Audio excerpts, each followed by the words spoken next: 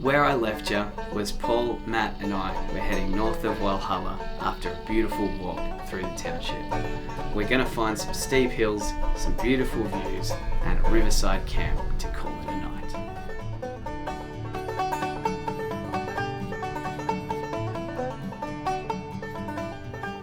It's super dry out here considering we're at the start of spring.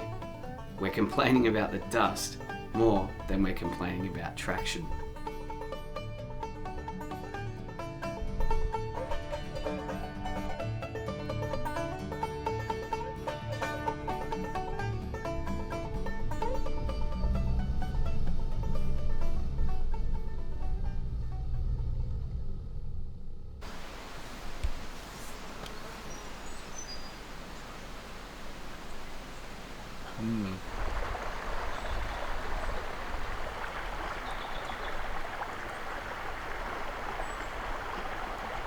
We just pulled up for lunch.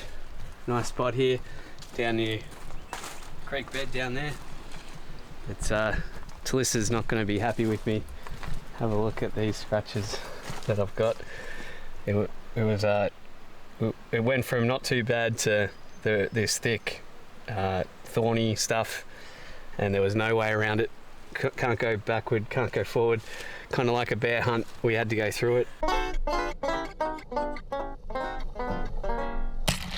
Yeah, so should buff out. Just a flesh wound. It'll buff out. You'll be right.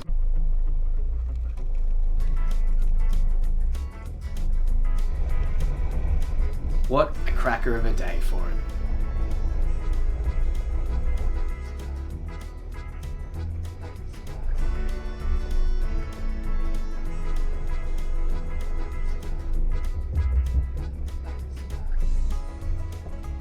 These tracks can tell a totally different story in the wet. It's an area notorious for vehicle recoveries, a trap for the unsuspecting. It's bloody steep and it can be bloody slippery.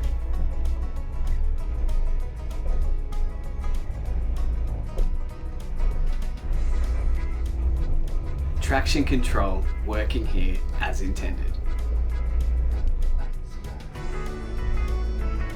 This was all filmed in spring 2023, but it didn't make it to YouTube until the following winter. So you'll just have to imagine this beautiful t-shirt wearing picturesque weather.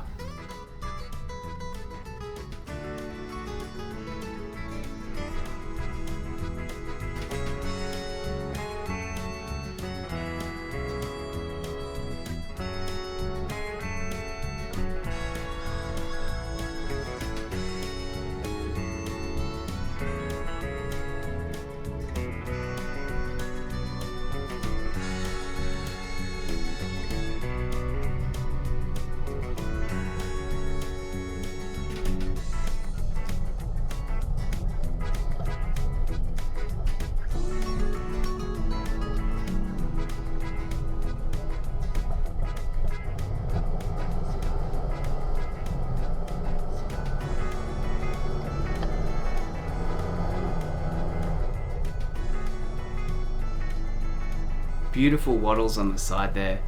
These ones have bloomed pretty late.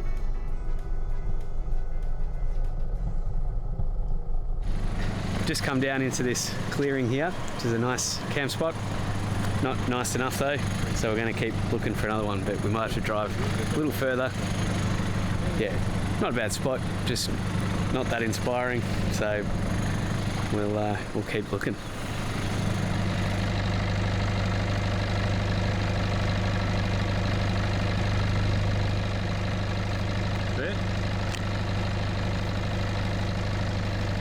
Further, maybe less people when you get there.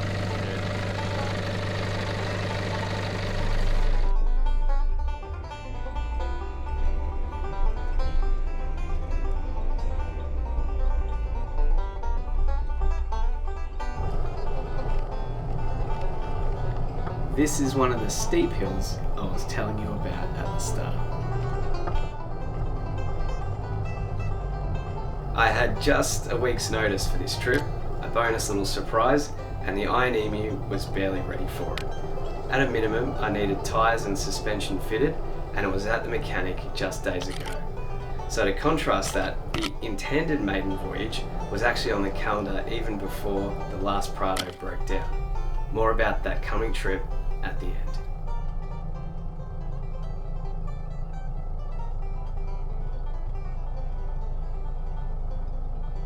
What a stick magnet.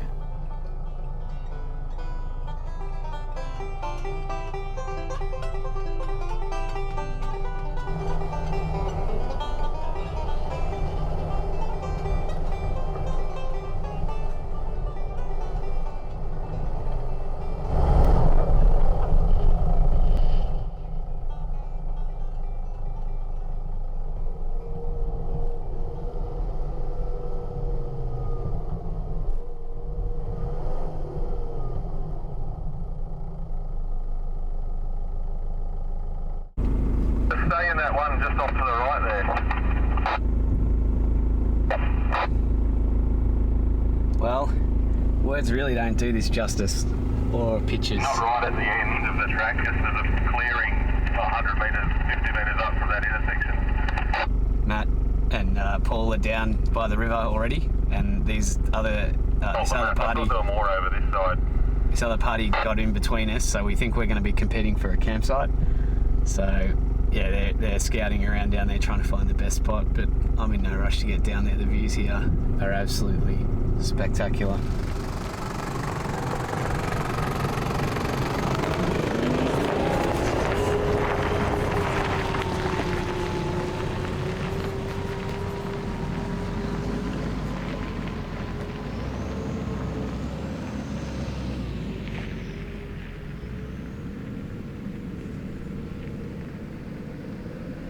Turns out, while I was rolling down the hill into camp, Matt managed to flood his interior floors by trying to cross the Macalister River.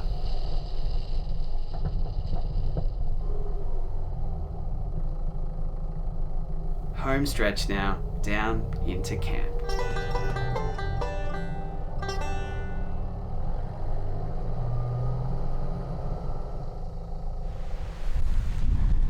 Matt's just calling out that there's good firewood over there. He went for a scout. The Macalister River's only just there. We thought it was close, but it's across the river, maybe 20-30 metres, and Macalister River. So we're just on a creek bed here. But it's 3 p.m, or bit past 3 p.m. now. I almost need sunscreen, which is very rare for Victoria. Beautiful spot. You know, on the weekends you gotta get a good bit of real estate early up here. Yeah, magic. Had a great day of driving. I was an idiot and left my handbrake on coming down a hill for several hundred metres and got it. Luckily I stopped for a different reason, got out and I could smell it straight away, and I thought, you Dill, you idiot. Yeah, apart from that, a few sketchy spots. Yeah, disappointed that got all these pinstripes on the car, but you know, that's what I signed up for. I kind of expected it would happen eventually, but it's got me thinking, do I need paint protection on a 21-year-old vehicle? Is that worth it? Yeah, not sure. We're having pizza for dinner in the Drifta Stockton pizza oven that sits on the fire pit. I've been refining my own recipe of how to use it and how to get good results with it. I'll probably make a video on it separately, but these guys are the guinea pigs for what I think's a pretty good way of doing it. Sensational day. I've missed this. It's been a drought. 3-4 months without an exploring car. And yeah, I feel good, I feel whole, I feel good. Jumped in the car briefly because I was just jumping out and filming and stuff coming down. And then I heard you talking about, oh, there's this good spot, I'll come show you tomorrow, maybe we can drive it. So I didn't think you'd driven it until I got here. And then... Yeah, but after he's seen my car full of water, he's bolts up driving it. Yeah. There's no point to. That just gets you back out to the Walhalla road. No. Deep. Just deep. Yep. Yeah, you wouldn't want to put a beautiful Toyota through that. What are you saying, patrols are sacrificial? Well, this is the highest vehicle out of all three of them, and if I got that much water in, it was that high up. Yeah. And it's the heaviest vehicle out of all three too. Yeah. That thing only weighed, when I bought it, 2.04 tonne. What? Yeah. I took it to a weighbridge. I'm not kidding. Yeah. So Steel bull bar or... no, nothing. I just stocked everything. Like I took my backpack out. It was within like 30. I think within 30 kilos of like Toyota's tear. Yeah. Thing on the badge. So.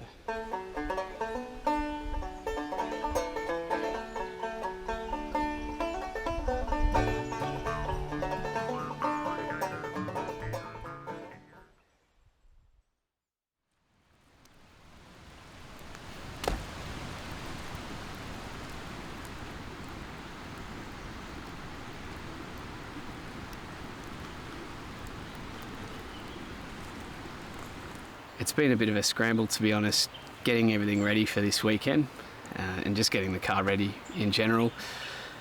The suspension's just gone in, so I didn't expect to have the winch and bull bar on. Just recovery points, the suspension changed and the tyres changed from the Grey Dingo ported over. So yeah, it's been a bit of a rush getting things together, you know, between looking for a car, getting a car, making the car mechanically sound how I need it to be, then do all the modifications to it. You know, there's a significant sort of barrier to entry and a lot of effort that goes into something like this, so it's great. It feels so good to finally have it on the road.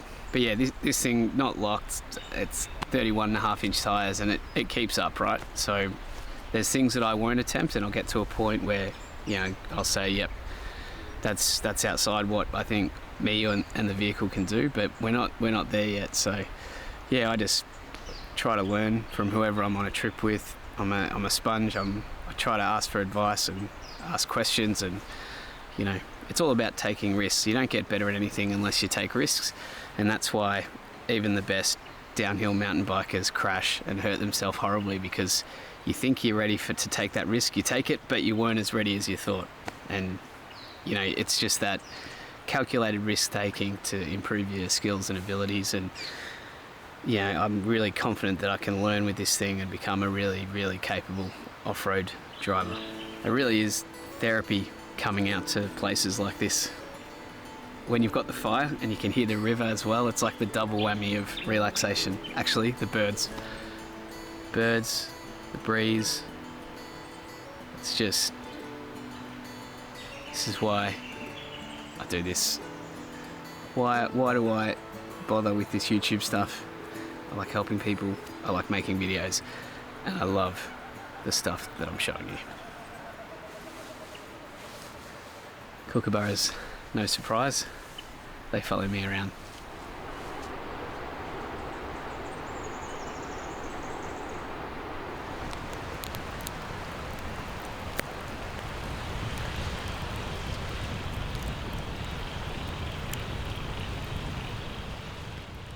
The bird sounds were even more prolific in the morning.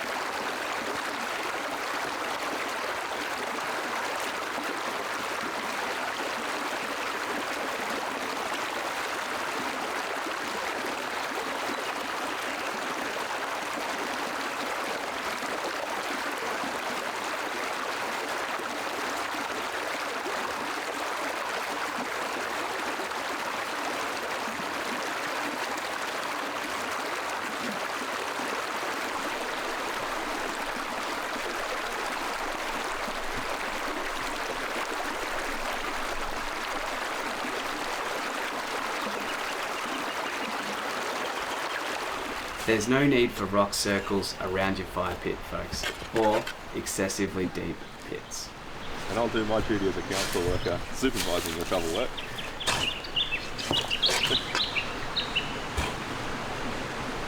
Hopefully no one falls down. Yeah, no one's going to fall down there and in Wonga. Thanks to you, Paul. I hope you sleep a little bit better tonight. No. Paul doesn't sleep very well in the swag, but he's tough and he comes out here anyway. Still risk of ankle injury there.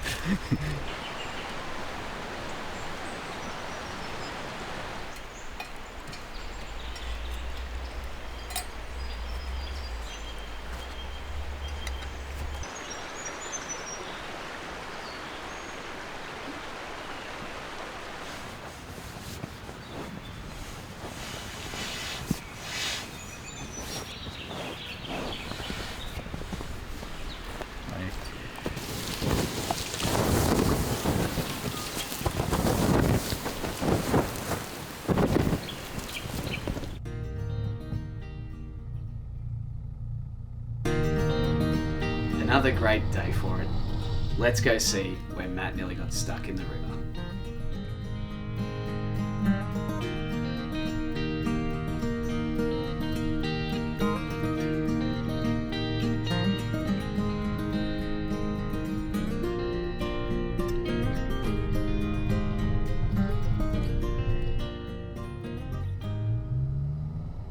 What have we got here?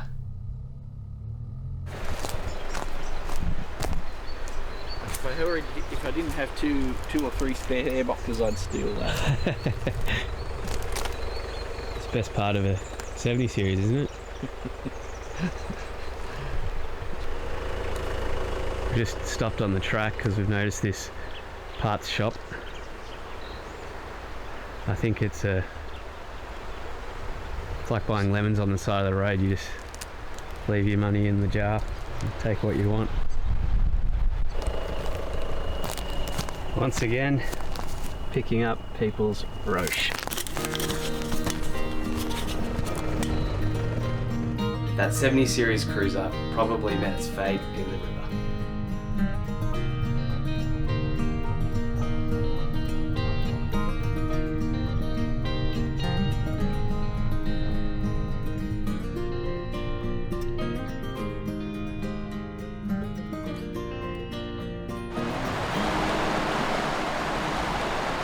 Waist height, Is this the spot yesterday? Yeah.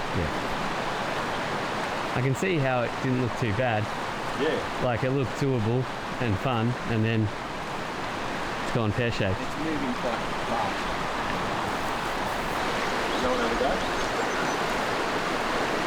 No. But the thing, You just don't want to dry your car out. driving the car. It makes it feel easy to get that problem. You leave it out in the sun, you get heaters on it now. Otherwise, mouldy smell. I have to leave it parked at work That's with the why I pull the windows whole down. carpet out, the whole sound insulation out. Cracker of a day, it feels like a summer's morning. Yeah.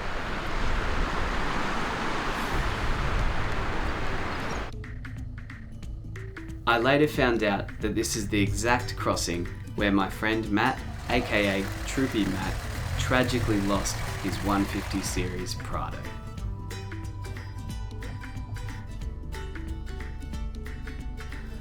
Matt and I were heading south, Paul was heading north.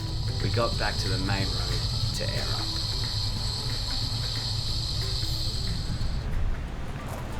Just leaks steam out of here. Towards the Road. 15.827.